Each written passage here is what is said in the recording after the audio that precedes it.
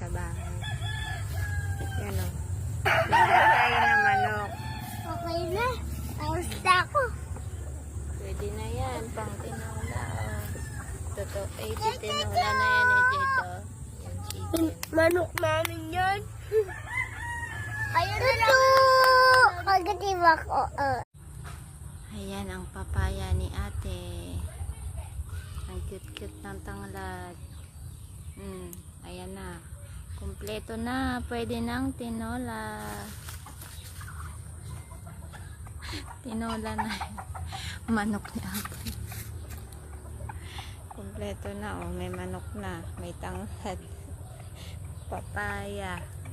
Oh. Oh, ito pa. Ayan. Malunggay. Wala ka nang hahanapin pa.